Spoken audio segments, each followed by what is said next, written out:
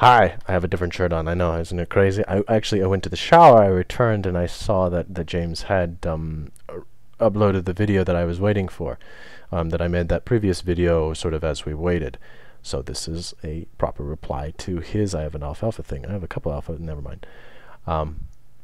This is a proper reply to James. And we're going to do some video editing. I hope not to take him out of context. He's certainly in his right to say so if I do. So here we go. It does not follow that because we can create counterfeit religious experiences in the laboratory, that all religious experiences are counterfeit.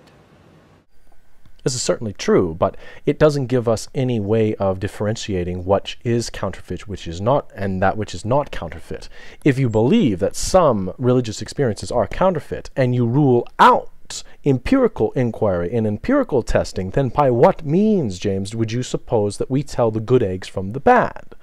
Either that or we say that all religious experiences are true, and then we say that the woman that drowned her children was really listening to God, something that I think most Christians would find repugnant. If you believe that some are counterfeit and some are genuine, but science can't tell the difference, then by what means do we tell the difference?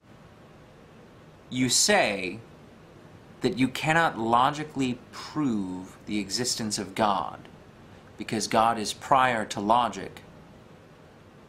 And then, to clarify that point, you say God is non-contingent. And it just so happens that contingency is a logical argument for the existence of God. I'll restate my position here because I think there's some confusion. All I'm saying is that because God is not bound to lawfulness, and because logic informs us in a lawful way, logic cannot inform us as to whether or not God actually exists. Just to say it is logical that we cannot know anything logical about a non-logical being does not contradict logic itself. It is a meta-perspective, to be certain. It's an epistemological question of saying what logic can inform us of and what it cannot. But simply to say that logically we cannot derive the existence of something that is not bound to the same terms and the same lawfulness as logic, that we could then come to the conclusion that any string of inferences that end with "therefore God exists" is a necessary logical contradiction. The idea, then, the second point that you bring up, that contingency is an argument for God, is equivocating what I am saying with a cosmological theory.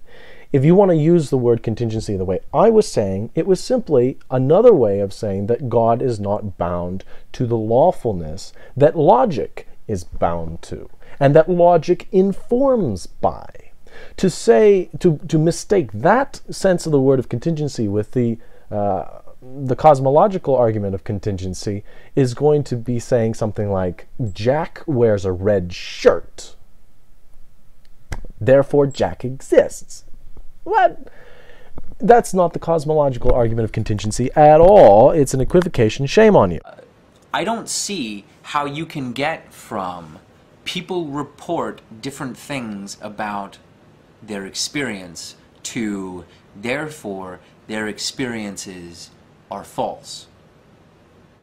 And this one is a fallacious representation of my argument. There's a word for that. I'll let you fill in the blanks. I made this poignantly clear, explicit, in fact, in the video where I typed it out in black and white. I'll do it again.